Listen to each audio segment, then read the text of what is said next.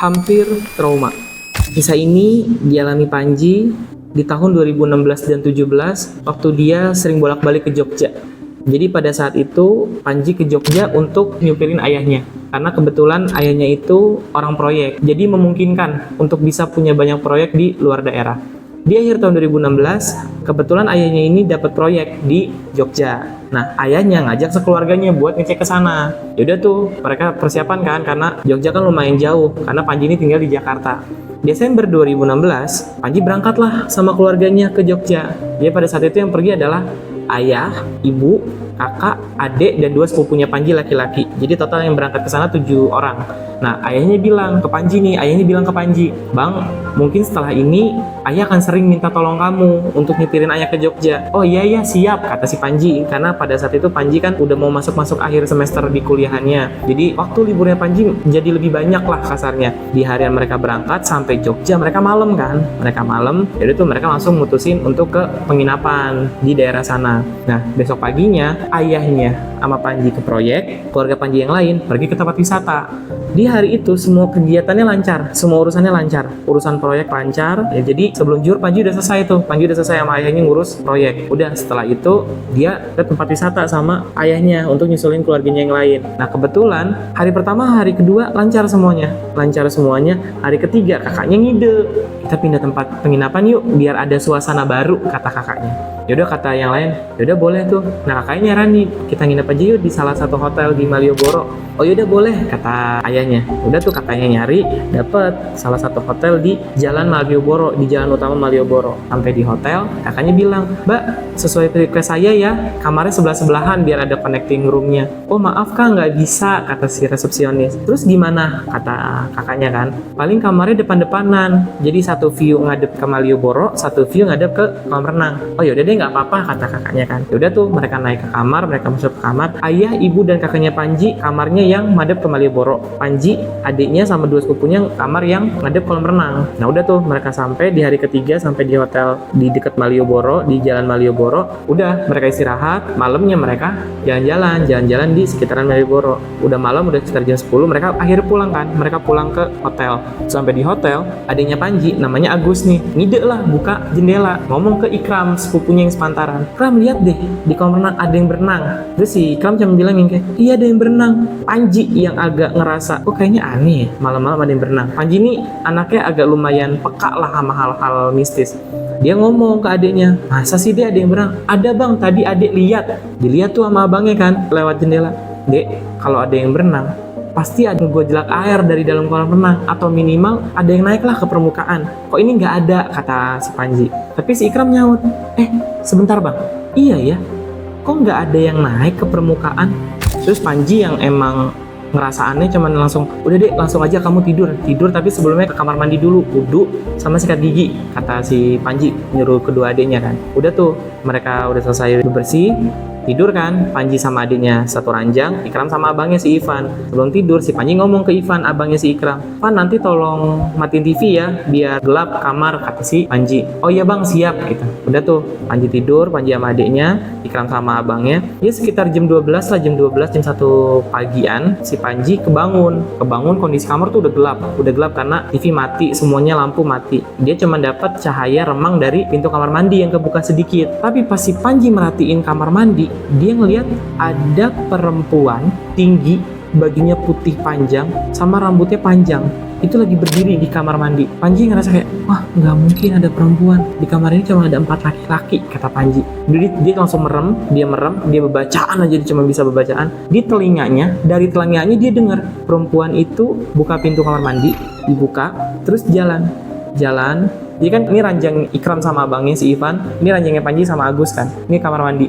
Si perempuannya jalan pelan ke tengah, berdiri madep ke Agus. Terus nggak lama dia jalan lagi, muterin tempat tidurnya Panji sama Agus. Dia langsung duduk di samping kepalanya Agus. Panji ngeh banget, ngedenger banget suara jalannya, sampai suara si perempuan itu duduk di kepalanya. itu dia berasa banget. Dia berasa banget, dia cuma bisa berbacaan, dia megangin tangan adiknya di berbacaan. Udah tuh akhirnya dia ketiduran kan. Dia sampai ketiduran. Besok paginya pas perjalanan pulang, dia ngomong ke ayahnya di mobil, "Ya, semalam ada perempuan di kamar abang." "Hah? Maksudnya gimana bang?" Kata ayahnya nih. "Iya, abang nggak tahu itu perempuan siapa. Cuman yang abang tahu perempuan itu tinggi, bajunya putih, rambutnya panjang. Tapi abang yakin itu bukan manusia, karena nggak mungkin ada yang masuk kamar selain kita berempat," kata si Panji. "Ah, maksudnya gimana?" "Iya, jadi perempuan itu di kamar mandi. Dari kamar mandi, dia keluar, berdiri di depan Agus tadinya, di samping Agus. Terus dia muter lagi, dia duduk di samping kepala abang," kata si Panji kan. Ayahnya langsung kayak, "Kamu yakin? Kamu sadar?" "Sadar." Memang si Panji nggak ngelihat si perempuan itu jalannya, tapi suara nyeret bajunya itu Panji denger banget. Nah, si Ivan langsung nyeletuk, "Abang diganggu juga sama kuntilanak?" "Hah?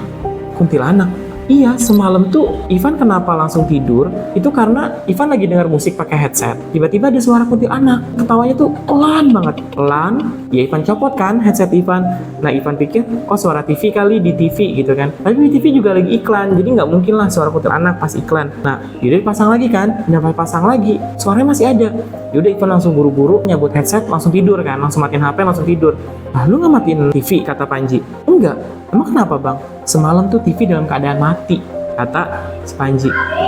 Ya udah kan, cuman yang kayak bengong karena di versinya Ivan dia nggak matiin TV, tapi di versinya Panji dia matiin TV. Nah ayahnya yang emang tahu Panji agak spesial cuman bilang kayak, "Yaudahlah bang, nggak usah dihirauin semua terkait itu. Malam ini kita pindah tempat penginapan." Itu cerita pertama yang dialami sama Panji. Nah, cerita kedua yang dialami Panji sampai dia trauma banget untuk nggak ke Jogja, itu terjadi di tahun 2017. Jadi waktu itu setelah lebaran, sekitar 1 atau 2 bulan setelah lebaran, Panji dia minta sama ayahnya nih, "Bang, anterin ayah lagi yuk ke Jogja. Tapi kali ini nggak bisa ngajak siapa-siapa, karena mobil penuh," kata ayahnya. "Oh iya ya, siap," gitu. Berangkat ke Jogja. Ayahnya Panji ini kalau ke Jogja, karena kan 2016-17 itu kan tol ke Jogja sana kan belum jadi kan.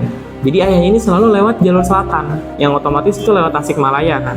Panji tuh udah sering banget bolak-balik ke Jogja lewat Tasikmalaya. Tapi di hari itu, entah kenapa dia kayak dibuat blank. Dia dibuat ngeblank, dia ke Jogja lewat Tasik, tapi kayak dia makan waktu sekitar lebih lama. Ya kayak disasarin gitulah, sekitar setengah jam sampai 1 jam lebih lama. Kebetulan pada saat Panji bawa, ayahnya lagi tidur, dan Panji nggak ngomong sama ayahnya juga gitu kan. Udah dia bawa aja, dia mikir kayak, "Oh kayak gue salah jalan nih," gitu si Panji.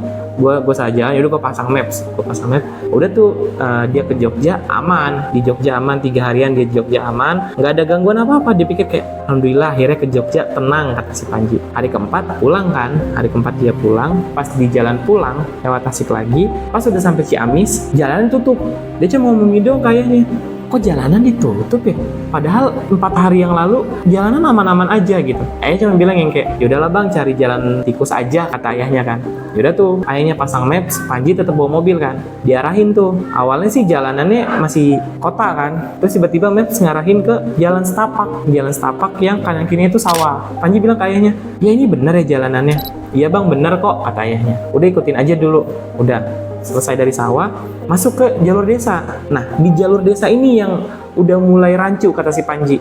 Dia masuk jalur desa, udah bisa sih, emang udah bisa untuk 2 mobil. Si Panji tuh ngelihat dari arah berlawanan, ada mobil bak, ada penumpang di atasnya. Waktu itu menjelang maghrib lah. Si Panji ngomong ke ayahnya, "Yah, kok orang berani banget ya maghrib-maghrib gini naik mobil tapi di atas, sedangkan di bawah aja, di dalam aja kosong gitu, di mobil bak itu," kata si Panji. Ayahnya cuman gini doang, "Tinggal ilmu kali bang," kata ayahnya si Panji. Udah tuh, setelah dia ketemu mobil bak, Panji jalan mobilnya diarahin lagi untuk masuk perumahan warga.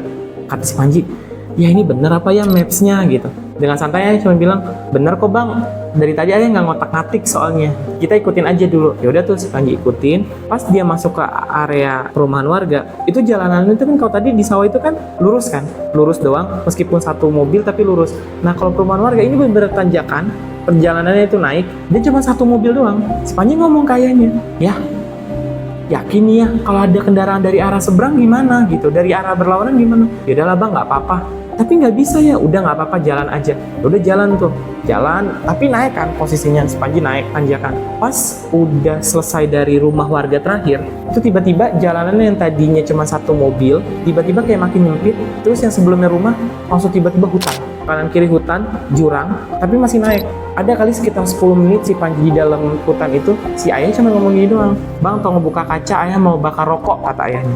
Dibuka tuh, tapi si Panji masih kayak, "Ayah ini bener jalannya, ayah ini bener jalannya, ayah ini bener jalannya." Berkali-kali si Panji ngomong kayak gitu. "Udah bang, bismillah aja, ini bener kok jalannya." Ayahnya dengan santai ngomong kayak gitu. Ada sekitar 10 menit, terus nggak lama jalannya nurun, langsung ketemu rumah warga.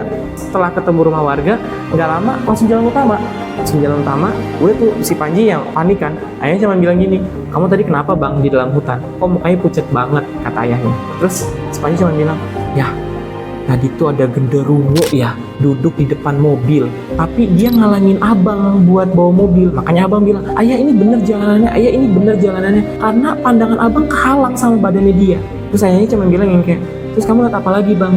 "Enggak, abang nggak tahu ya ngeliat apa lagi. Yang abang lihat cuman itu genderuwo, tapi abang ngerasain di dalam mobil tuh penuh banget, sumpek banget." Terus ayahnya dengan santai ngomong gini, "Kamu mau tahu nggak kenapa ayah tadi bakar rokok?